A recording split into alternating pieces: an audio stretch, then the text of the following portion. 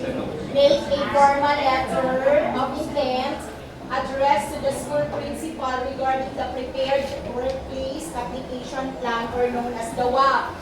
Dated June 8, starting of classes. Siya, magbuda pa April tuloy. 2026. Ay, mo na na. Sana. Yung Share ating rin. pag-ano Di ng ba, share letter.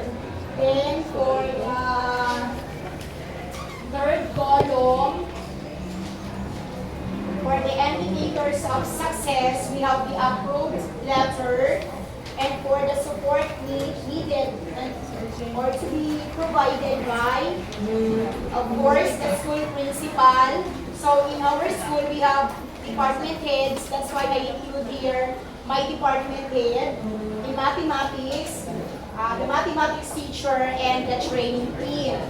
Second, after, so first, ano ko talaga ang letter ko kay kung i-approve pa ulit bago ko i-convene ang mga teachers. Depende kasi yan. Kaya pwede ka man mag-start na mag-convene bago ka mag-ano ng letter. Pero sa akin, syempre na reply, anak ko, kasi kasabaan ka. So, dili na hinuon ka makapush through sa atong plan.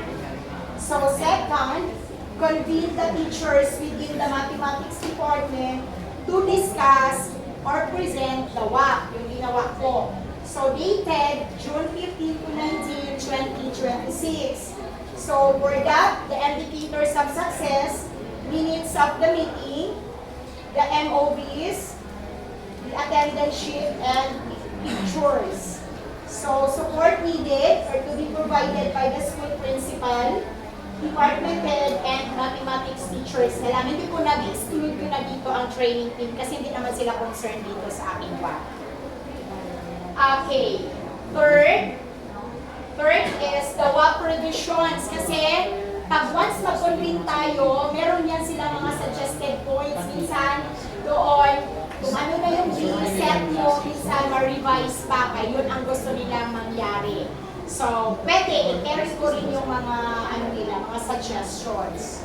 So, dated June 22, one week yung preparation ko up to 26, 2026.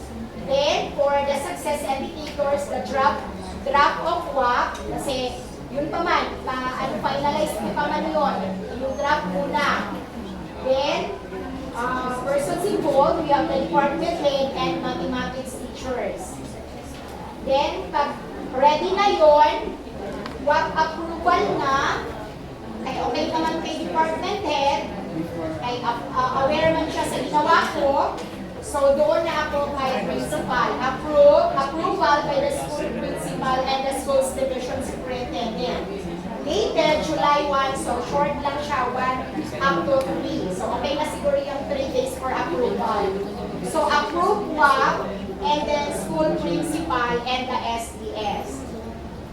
Then after the approval, dito na i-implement ko yung ginawa ko na WAP, workplace application plan or the WAP. First, collect and utilize the ilaw and instructional materials for reference and data gathering purposes. Yung sa mga teachers kasi, di ba we have mentees, we master teachers have assigned mentees for sa bawat master teacher. So yun, mag-gather ako from them, from their ilaw and other instructional materials, yun ang i-collect ko. So yun, may reference na ako kung diba, anong training ang kulang nila.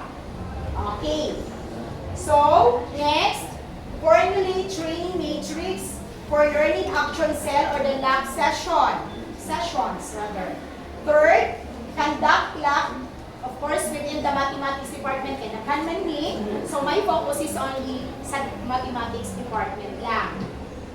Fourth, the monitoring and evaluation, the double, sa KN. And the last one, post-conference. So, ang date, 6 months yan siya, from July 6 up to January 15, 2027. And then, ano yung mga, success indicators, the ilaw, the training matrix, general mo na lang yung lab documentations, ando na yung minutes of the meeting, ando na yung attendance sheet, and so on, yung pwede i-attach doon. So, sa documentation. And the last, of course, the monitoring and evaluation tools. Meron na yan sila. So, under that, yung mga involved, involved training team, the department head, the math teachers, and the Katami members. That's all, and thank you. Congratulations, ma'am. So, let's hear the words, the suggestions. Ay, tanaw sa ko, ma'am. Ako kanina, naminaw ko. Yes, ma'am. Mamaya magbigay ako. True to all ba niya siya? Sige daw. Sige, sir. Sige, ma'am. Sige. Tawa lang po sa ako. Gatapos ko. Anyway, as we observe, evident naman lahat ng mga things to look at with the WAP of Ma'am. But I just wanted to point out two things sa kanyang present, which is very commendable. On my part, I would say that's very commendable. Kasi alam naman natin si Ma'am is already a master teacher, right? But before she would start her planned activity, inunahan niya talaga with the letter. With the letter, kasi that letter kasi ma'am, though some would say letter lang yan, but it is a sign of her respect to those people that would be involved on her planned activity. So, kung ako no, it's very commendable yung first approach ni ma'am, na unahan niya talaga ng letter in order for her to inform whoever would be a part of her activity. Kumbaga pa natay pagtahod ba, even if ma'am is already in a high position, still, she would reach out others pa rin. And then yung sa baba, yung sinulat ni ma'am, ay yung sinabi niya kanina that she would convene with the persons involved, meaning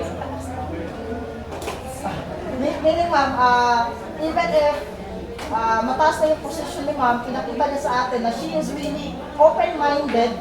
Sinabi niya kanina that she rather is willing to accept suggestions from other teachers as well. So I guess ma'am, for me, that is a very good point on her presentation. But the rest is very observable yung mga nasa checklist. So, fully accepted. Yes ma'am, yes ma'am. Okay, some other comments or suggestion from this group?